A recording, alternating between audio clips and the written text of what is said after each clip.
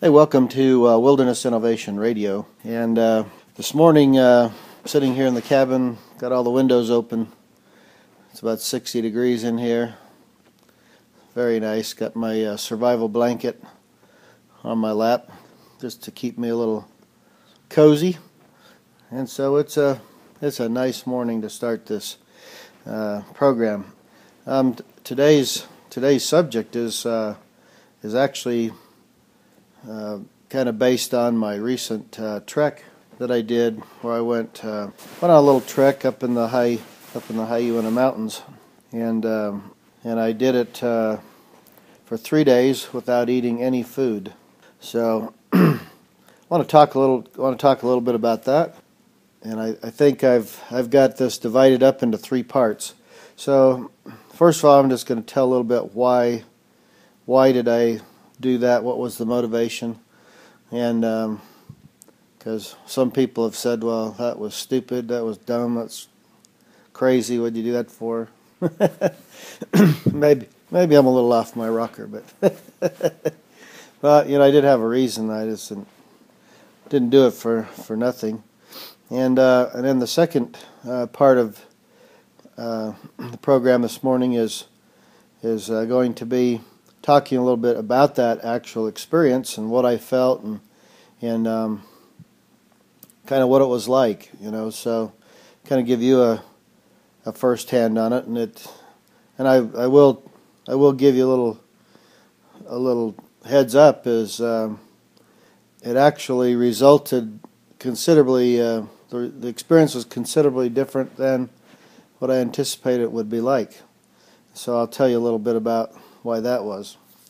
And then the third segment of this program is we're going to talk just a little bit about some of the effects or whatever of going without food, and so we cover some of that sort of information to give some facts and everything about it.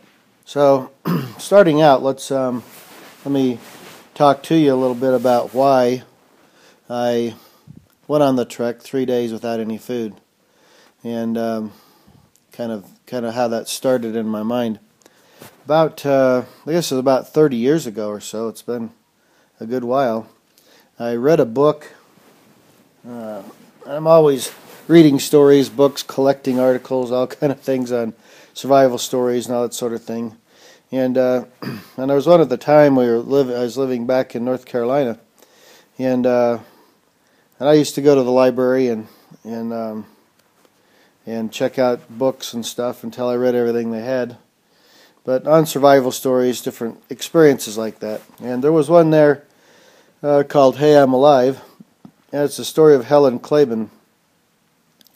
And she had I'm not going to tell the book, but just kind of enough background so you kind of know where I'm coming from. But she was 21 years old.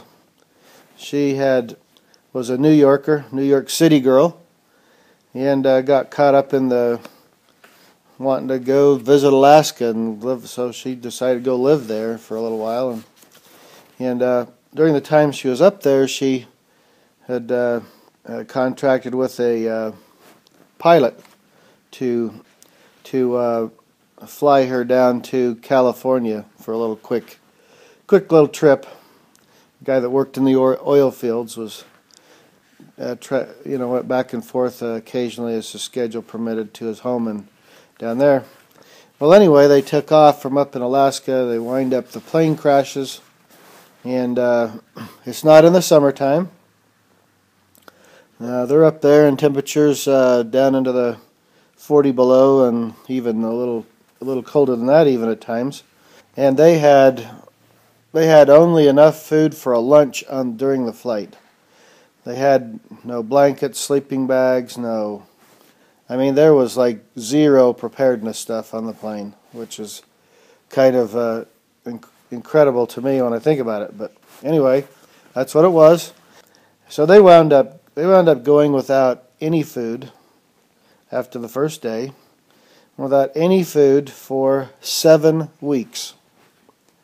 So that's 7 weeks in the wintertime, 30, 40 below, 45 below temperatures. and the only thing they could do is they melted snow and drank water. And Helen didn't. She kind of, because of the hassle and the cold and everything, she during the period she actually slowed down on drinking water so she wouldn't have to get out and go to the bathroom as much, which surprised me that that she did that and she made it. But anyway, so these guys weren't, during that time. That's all. Ever since I read the book that many years ago, I've always been kind of, I don't know, I've always had that thought in my mind of, hey, look what these guys went through. And the interesting thing was when they were finally rescued, other than there was some injuries from the plane and that sort of thing, but basic health-wise, they were ready to go home within a couple days of being in the hospital after being out 7 weeks without any food. So that tells you right there that it is not only possible, but it's very doable. And I'm not looking to repeat that, by the way. But I guess that's always been in my mind is, what can you do? What's the capabilities? And then I want to just take it to a more practical standpoint. So when I did my trek, and there is a video on YouTube on it, I think it's called Trek. Well, it's on the Wilderness Innovation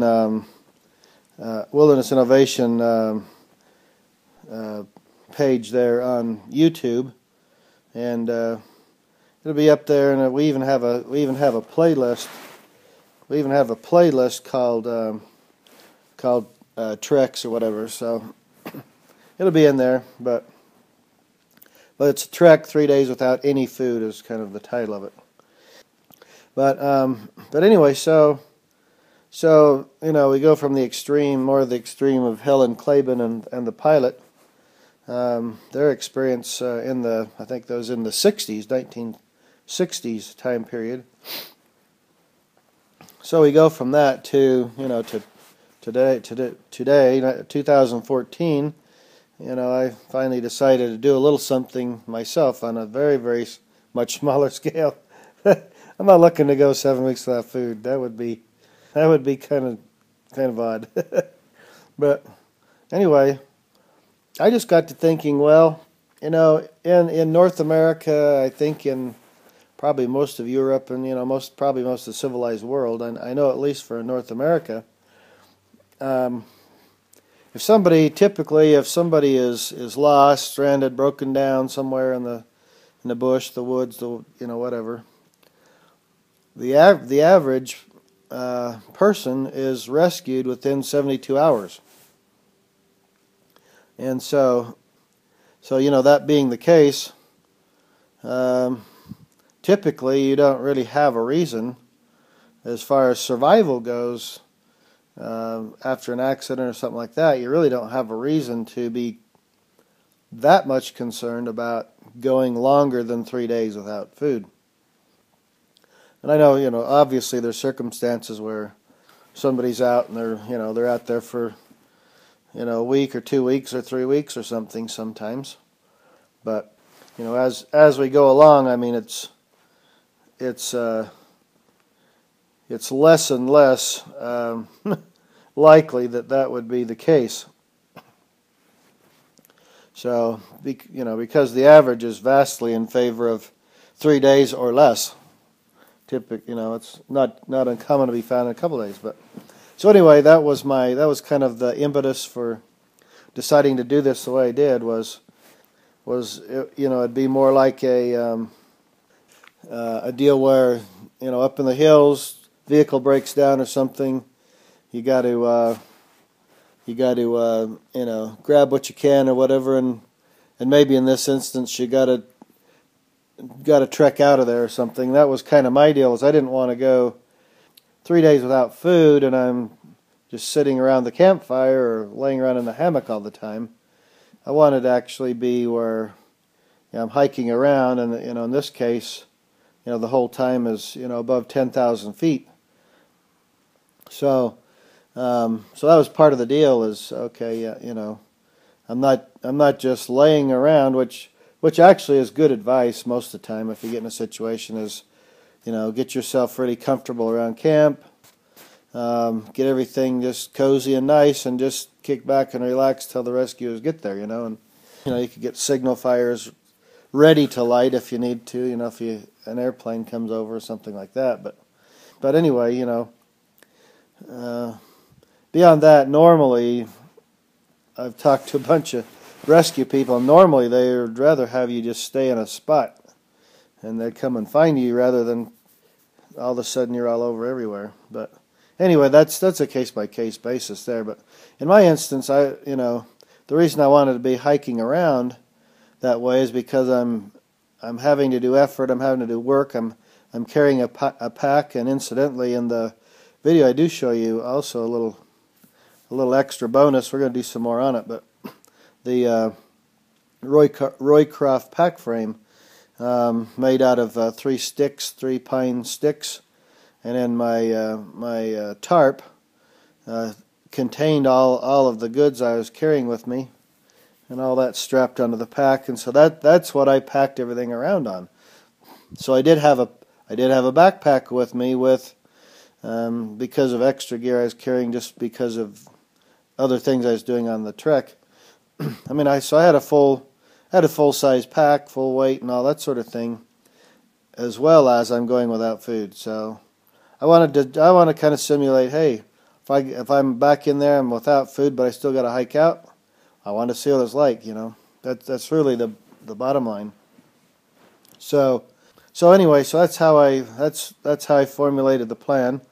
Was just doing like that and being able to see what happens. I want to know, of course, obviously you don't want to literally try everything, but but it's good to learn. I like to read things, study things, whatever, and then I like to go apply it in my own life and with my own self, and experiment and find out how do I do this, how do I do that, how do I feel. There's a lot of things you can safely experience, and you learn a lot from them. So without going too much more into that, we'll talk a little more about the actual experience itself, how I kind of set up things, and on how I went about it. So anyway, that's the why. I didn't do it for reasons of publicity or whatever, if you want to call it that, but not for. I did it for myself, and I just figured I'd share it with other people. Really, there might be a lot of people might not be interested because I think I'm lost my marbles, crazy, but I did it for me so I could find out, and it's up to you if you want to do something like that. I thought, in my life I probably haven't been without food more than 24 hours in my whole life. Maybe I have, maybe a little more when I was sick sometime or something, maybe, but but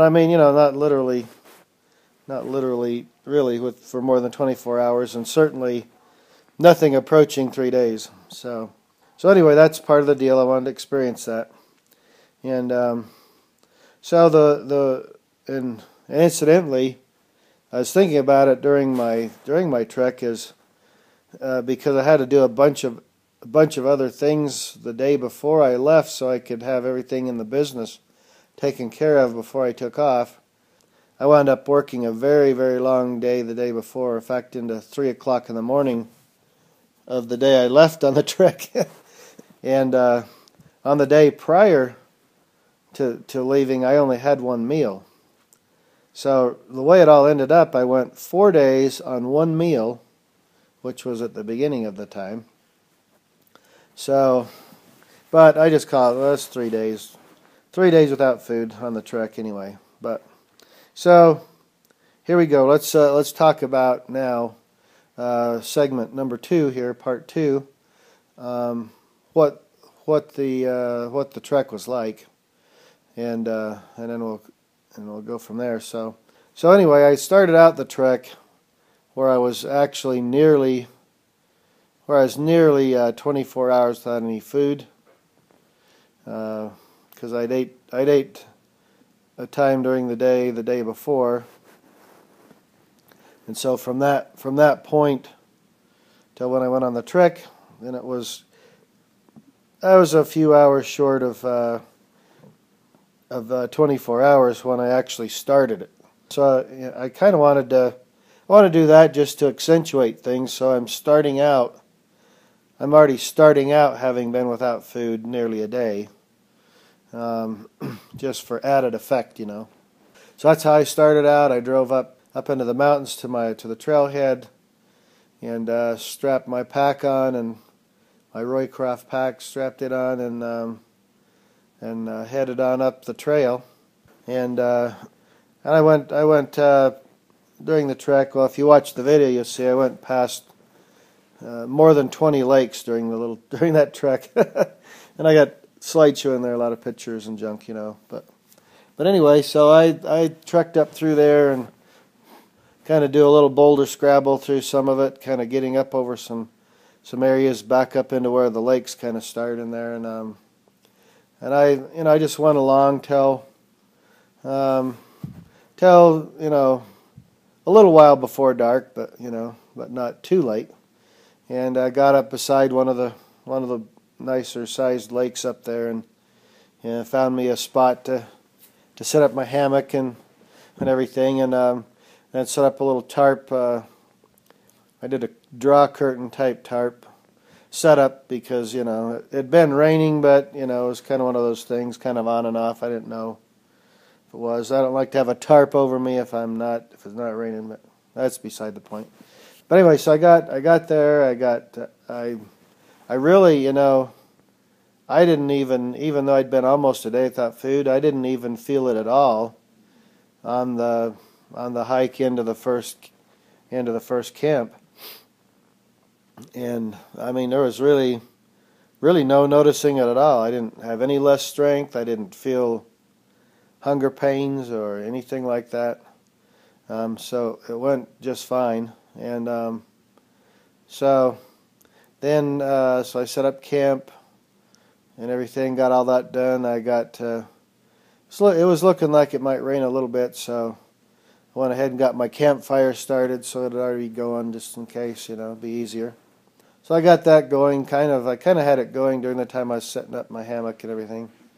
I guess and my first real experience with really feeling anything from not having food was sitting around the campfire that night. And mind me, I'm doing all this solo too, so there's nobody to talk to or anything.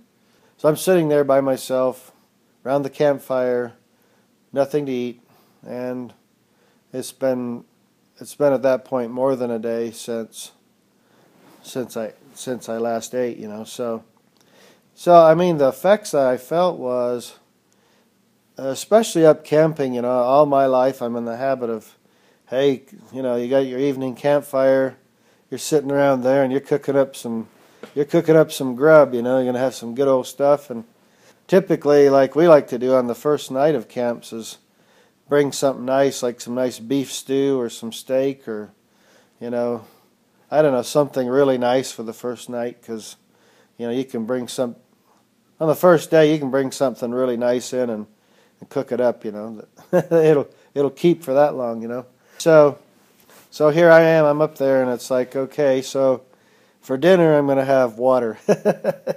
I've been drinking water on the trek already, So anyway, that was really like my first frustration with it, really. I mean, I didn't feel any hunger pains or anything, like I really expected that I would, but I didn't really feel any hunger pains. It's just the psychological thing of, here I am, and all my life, every camp I've been on, I'm eating right now. I'm sitting around the campfire, munching on some good dinner, and probably gonna make some little kind of something later for dessert, So not doing that really was kind of a different thing, I really felt like, hey, something's missing here. Something wrong. So that was really kind of the tough thing. I say tough, yeah. I say tough, yeah. It really wasn't. I mean, tough wasn't even. It wasn't tough at all. It was just odd. There's a conflict in my brain, and my body too. Your body, it gets used to a schedule, certain things. Your body expects it's going to be getting some food, and so I mean that first evening, I kind of did battle back and forth a little with that, and kind of like in your head you're thinking, man, I wish I had this, I wish I had that, but I boiled up some water that I got out of the lake, and boiled that up, and as it cooled down enough to start sipping on it, why I did. So that's and we'll probably talk about that a little more, in the last segment. But you can just for the time being, I would say that it's a proven thing that you can drink more water if it's hot, and it's a little more helpful to your body as well. So I boiled the water because I needed to anyway, just to be sure, and then just sipped it down hot. So that was my dinner. So I did a couple of mugs full of that for dinner. I sat around the campfire a little bit and worked on a few things, but then I went to bed. And I slept really well. I didn't have any, and I didn't know what to anticipate before I went on this little trek. I thought, well, I might have a tough time sleeping. I might be, out of energy. I might get dizzy in the trek because I'm, feeling weak or something. Maybe towards the end. But I didn't feel any of that at first, and went to bed. I slept really well through the night. It did rain a little bit. I pulled the canopy over me and listened to the raindrops banging down on the tarp a little bit, and but which was pleasant. But I went back to sleep. I slept really well. I woke up in the morning, and I actually didn't even wake up till about 7:30, 8 o'clock in the morning. And at home, I normally wake up around 6. So obviously, being a little hungry didn't cause me not to sleep. I slept good, and I woke up in the morning, and now here again is another psychological break here. In the morning, you're thinking, your mind starts thinking, I'm going to have some breakfast, and expecting a nice little camp breakfast and everything, and then, well, no, we're not going to do that. So on that morning, I decided, I wanted to have not just plain water, so I went and picked some pine needles and stuff, and put those in some boiling water, and then turned off the heat and let it kind of sit there and everything. So I had a pine needle tea basically for breakfast, and I cooked up about 24 ounces or so, probably a little more than that. I drank for breakfast, and then I just kind of cleaned myself up and got everything packed up into the pack and threw my Roycroft pack frame on and headed up the trail. And of course, now this day I did a good bit more hiking because I'd started out right early in the morning, and I was already back in there good. So I went up to the divide where the everything flows one way on one side of it and the other direction on the other side of it, and got back up into there, a good bit higher up in the mountains, and trekked around in there. There's a good bit of bouldering and stuff because I kind of went to one place I wanted to view and stuff, and then I had to kind of cross country over to get back to where I wanted to go, so it wasn't really a trail. So I had to do a little bit of boulder hopping and some kind of trail route finding and stuff, and so I went through that all day long. I just drank water here and there as I hiked, just kind of like I normally would. During all the hike and everything, I'm into, 30 hours without food and stuff like that, you know. I didn't feel really any hunger pains at all during the day. I didn't really feel any stress from it. I didn't feel any weaker, which that really surprised me. I thought in the second day without food I would notice that I was weaker, you know. I'd feel that, and I expect I'd feel kind of knot in my stomach or something, that, you know, from the hunger, you know. And I didn't feel any of that while I was hiking around. And so anyway, I went through my day there and headed clear over to some other mountains over there, and there's another set of lakes, I don't know, what was 4 or 5 lakes right in that area. And I went over there and settled down around one of those and pitched up my hammock again, and, you know, this time right to the side of the lake, and so that was really nice. When I got there and I did that, and that was as far out. I was making a big loop basically in my trek, and so that was as far out as I was going to go. It wasn't practical to try to go anywhere else just because of the lay of the land. And so I set up camp there about probably 4 in the afternoon or so. And I don't know, once I got my hammock set up, I decided it was kind of cozy, so I kind of laid back in it, and I snoozed for about 30, took a little nap for about 30 minutes or so. That was all fine and good and everything, and I really didn't feel weak per se. I think I was feeling, by that point I was feeling a little bit of hunger, but never to that point any hunger pains that you'd say. That was really nothing uncomfortable, just kind of like missing eating food. That's about it, you know. But anyway, I just kicked back, took a little nap, and about 30 minutes, got up, and then when I got up, I wanted to kind of check out some of the other lakes and a little bit of the area around the camp. So I went off and hiked around for about another hour and a half, came back and everything, and then I did some video. I filmed some things working on the Roycroft pack. I was making some changes to it a little bit, and so I did some of that stuff, and so that, you know, so that was cool. And then, you know, in the evening, it was like, well, about time to go to bed, you know, and it gets dark. and at this point, I decided on my second night I wasn't going to light a fire at all. I couldn't have lit a fire and stayed that close to the lake, because fires had to be 200 feet back from the lake at least. So I determined I was just going to use my stove to boil some water and drink some water. So that's what I did. I drank some water.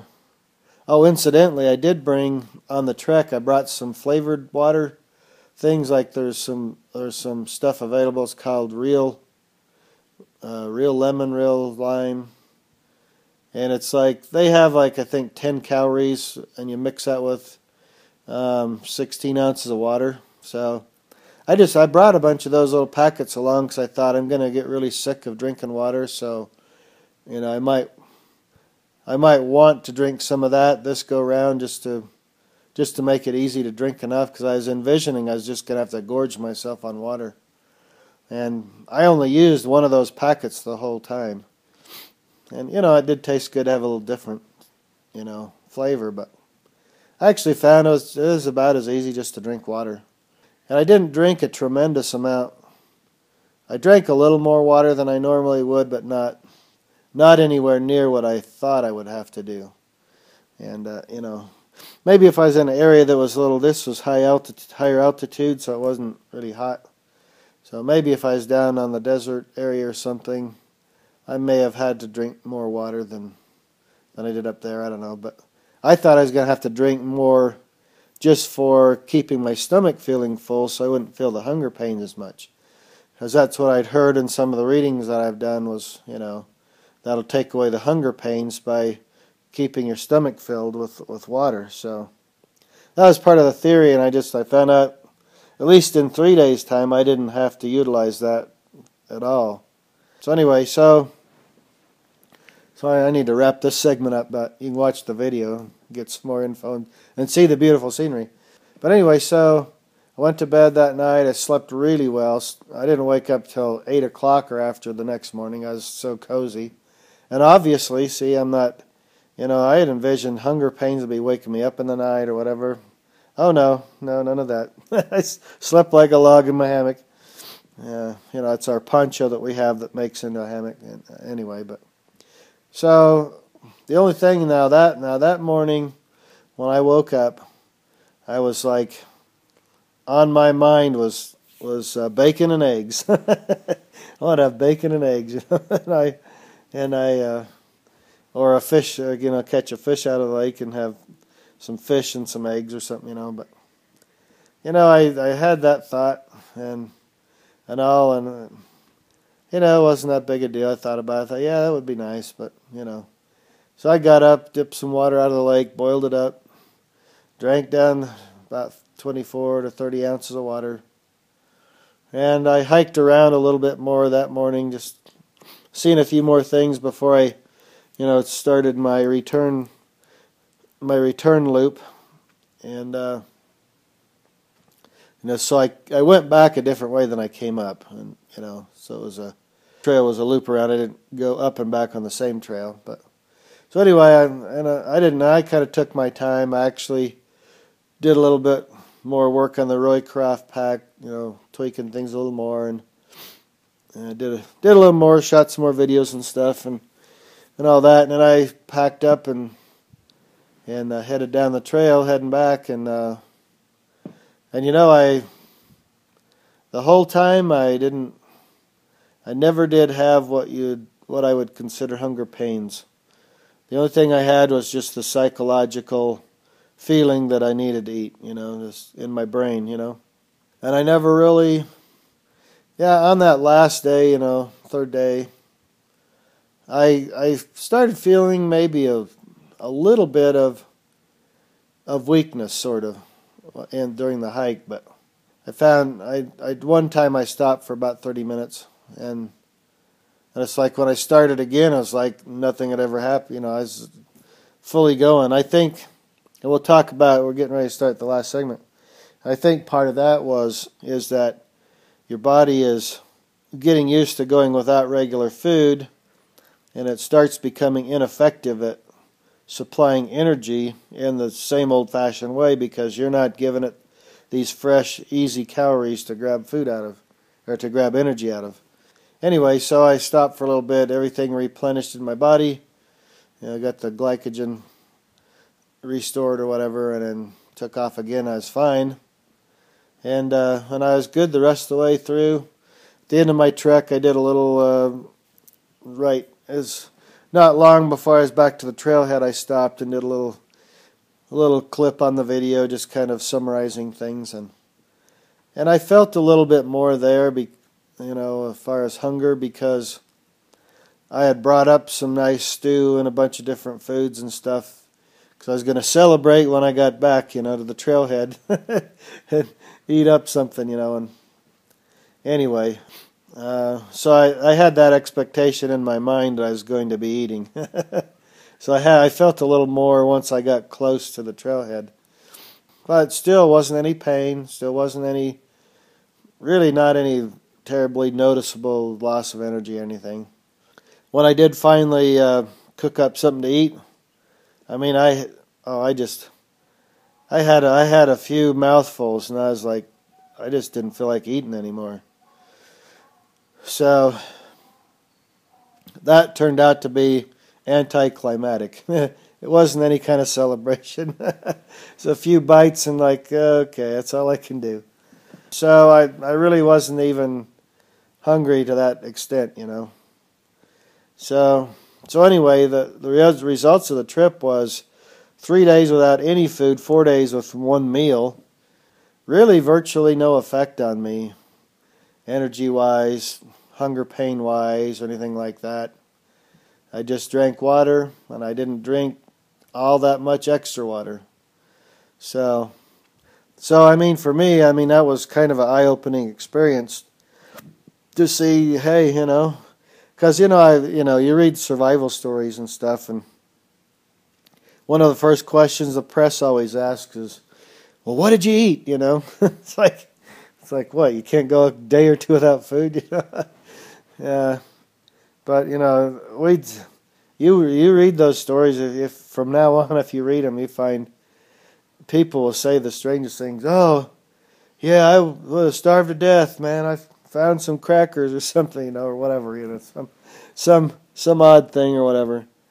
And in reality, it's like, yeah, you could have just done nothing at all and been fine. And that's really, it really honestly surprised me very much that it was that easy. So, if you ever get stranded or something, just worry about making yourself comfortable, get some water to drink, and snooze or whatever. I mean, you don't need food. You're good to go. All right, we're going to start up the last section here. I was trying to hold this thing a little shorter, but I get my mouth running here. But I'm just trying to give you guys, and I know a lot of people aren't going to listen to this long of a thing, but I wanted to get it recorded down and everything. So, this is my thoughts, and I wanted to do it before it'd been too long since I did the trek, so it's still in my mind and stuff. But I wanted to get all this down there so it's information available. If somebody wants to know what was it like and how did you feel and that sort of thing, you'd know. The last segment is not so much about the trek now. This is just about some of the research that I had done, and actually, interestingly enough, Chris Noble. I'm going to do a blog with some notes and links and stuff, so you can watch for that coming up in the next week. And so if you need any links to anything that I reference here, I'll have all that in there. But the interesting thing is Chris Noble, he wrote a blog post on kind of fasting instead of worrying about eating when you're in a situation survival deal. So that's kind of interesting that he did. I read that like the weekend. I think it was. It wasn't long after I got back. I guess I can't remember how long, but so, and I guess I didn't mention at the beginning, but part of my thinking also is I study pretty much everything that Mors Kochanski's put out, and I know in his statements he talks about, and there are some others, not just Mors, but other survival instructors and that sort of thing. On TV and stuff like that, it's all survival. It's all about, got to get food, And really that's not even the number 1 or 2 or 3 priority probably. But one of the things that Mors has taught for probably 30, 40 years, before a lot of people that are out here preaching it were even born. But he talks about, efficiency. It's like one of the things he says is, if you're in a survival situation, and you say, okay, I'm going to go gather some edibles. Well, first of all, you have to know in your area what's truly edible, how to identify good plants versus poisonous or whatever, And even, there are, I've messed with a lot of edibles myself and stuff, and a lot of the edibles are barely edible. I mean, they may not hurt you as far as poisonous, but a lot of them are kind of nasty tasting. And that's influenced by the weather too. If it's a dry, droughty year or something, and that plants are under stress as they're growing, they're not going to taste as good as if it was a nice mild year. But that's beside the point. But anyway, Mors Kochanski talks about that. If you're out collecting plants and stuff, you don't want to burn up more calories trying to obtain nutrition than you're going to replace with what you get.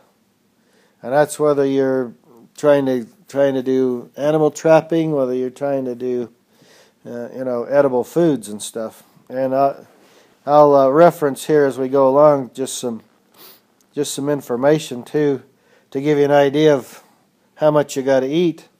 But here's here's one of the things, and the nice thing of Chris's article is he's gone out there and compiled stuff out of Cody Lundine's 98.6 book, which I read that when it came out, and that's an excellent book right there. Cody's got a lot of research and stuff like that on a lot of things, and he does talk about food and water and that quite a bit with including a bunch of scientific research in there, and Chris does reference that in there, as well as Mors Kahansky is two of the main people he references. And like I said, I have the links to all that in the blog I do here coming up. But basically here's the deal. Here's something actually that's pretty interesting. Is it's actually your body will do better going without any food at all than giving your body a little bit here and there. And the deal is you have a BMR, basal metabolism rate, that is kind of the base rate that your body operates off of typically. 1,000, 1,100 calories to 1,700, 1,800 calories or somewhere in there per day. Kind of varies with everybody, but that's kind of a typical range for most people. Well, if you can't do the minimum, it's better not to eat at all, because what happens, and Cody covers this a lot in his book 98.6. Your body if you're trying to eat a little bit and starve at the same time, your body is utilizing proteins and carbohydrates and that sort of thing. It's utilizing those things in a mismatched way.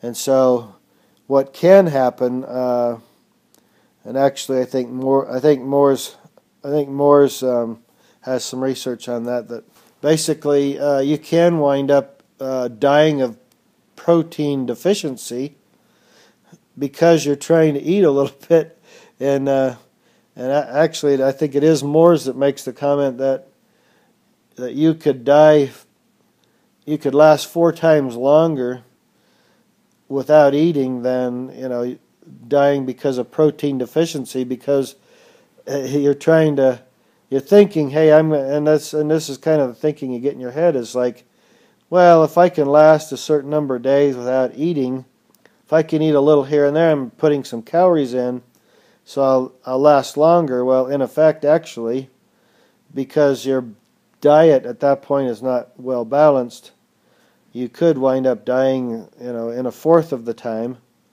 due to protein deficiencies.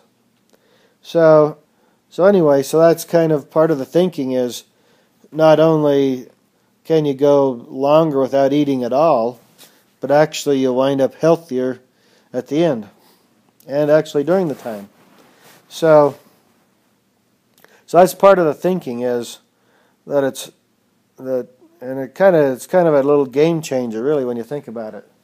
Not only should your first thing not necessarily be, what am I going to eat, but you might well consider now short term, few days, maybe up to 4 or 5 days or something like that. Yeah, go ahead and eat whatever you can. That's no big deal. But sometimes you may know this somewhat. Like, let's say, for example, you've taken no precautions. Not a soul in the world knows where the heck you're at, and you're in kind of a remote spot, way back in somewhere. There's not a lot of people going to be traveling by where you're going and stuff like that. Why? You better brace it, because you're probably going to be there longer than the typical 72 hours, and you may have to wind up walking yourself out. And anyway, just especially if you have an inkling that you might go long term. In other words, you might go longer than 3 days. You might consider just maybe right from the start, just fasting, basically, just drink water. So anyway.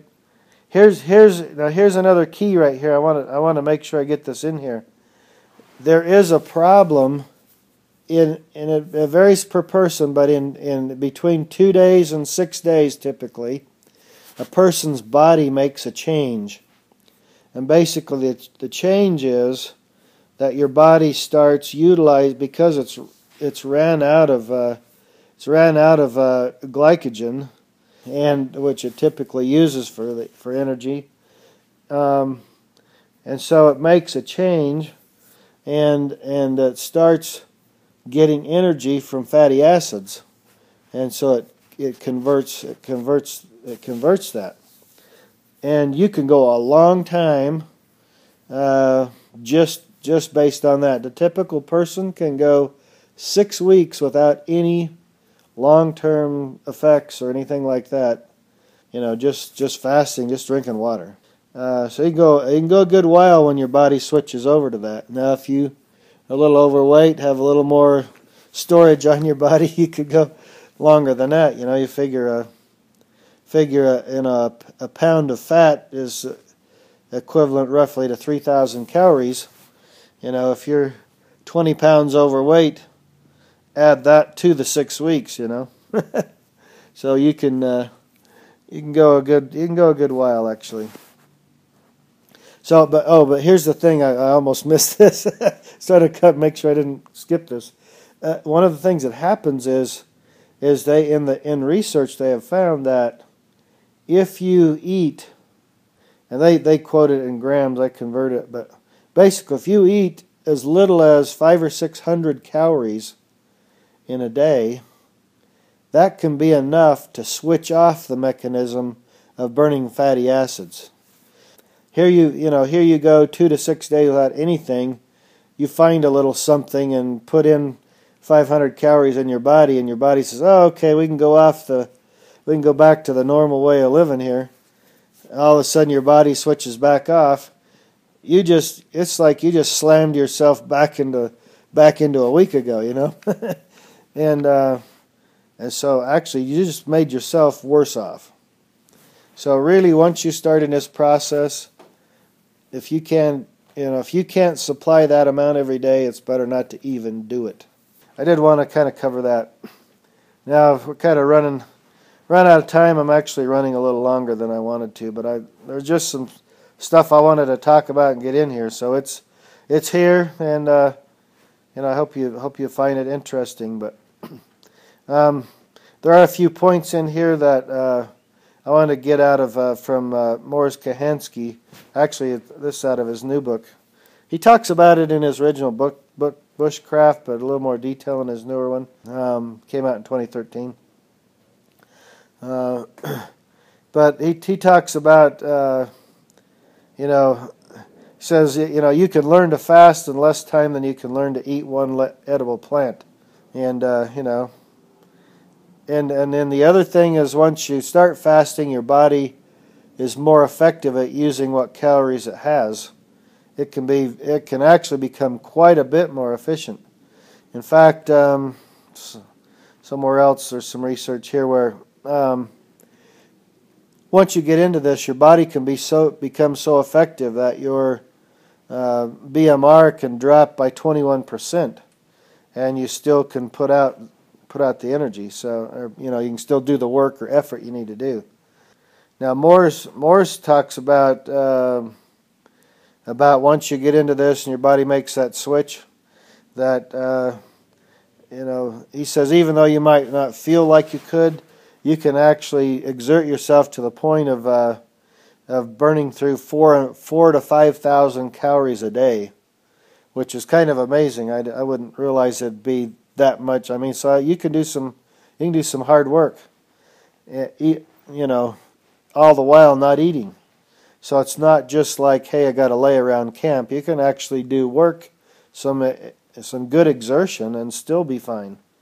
Some other things about fasting is you tend to heal up faster. You can have your mind tends to clear up. You have better thinking capabilities. Your body actually goes through a little bit of a detoxification, which can be. Now, I didn't experience any. I kind of expected some of that, but you can get some headaches and some different things in the initial 24 to 48 hours, and that's kind of your body detoxes. But I didn't feel any of that at all, So So anyway, I kind of want to mention that. Now, finally, I got to hurry. I got to wrap this up. But here's the thing. If you're trying to, there's two things here. If you are going to eat, you got to make this decision here. If you're trying to live off plants, there's actually research, and Chris has nicely put it together in his little piece too. It's really somebody just living out of just in a survival situation, trying to live off plants. It's really practically impossible just to live off of plants. And I'll give you a couple of facts here in just a moment. But you're going to have to supplement something, because the wild plants typically are going to find. Because the thing is, everybody talks about, oh, I know this plant or that plant or whatever. Problem is, a lot of these plants, like certain bulbs or whatever, well, you gotta catch those at the time when the bulbs have grown. I mean, if the bulbs are the size of a pea, I mean, how many hundreds of those are you gonna have to eat? Whereas if in the right time of the year, they might be the size of a golf ball. Well, you might be able to find enough energy out of that to go, but. And then other things, hey, there's plants, they're not ready to eat till a certain time of year, whatever part of the plant. You can't just rely totally on plants. And on the other side of it is really, it's not in Chris's article, but I'm just remembering in one of the books or one of the articles or something I've read from Moores. He says you need to know at a minimum 20 plants in the area that you're in. At a very minimum, he suggests you ought to be closer to 200 in order to say, hey, I'm gonna survive on plants. And it's just not that practical for most people. So here's the deal. Let me give you this. Chris did a nice job of compiling this. And like cattails, I've talked this myself. Hey, get an area where there's cattails, and I'm in Fat City, But basically, converting everything out, he was able to obtain the nutritional value, the caloric value of cattail, and basically you'd have to eat 12.5 pounds of cattails a day to meet your minimum your base metabolism rate, your BMR. 12.5 pounds. You're not going to eat that many. I mean, you could be in an area that has enough to do that, but you're not going to be able to down 12.5 pounds of cattails, So that's totally, and plus if you did that, now you're going to be like virtually no protein.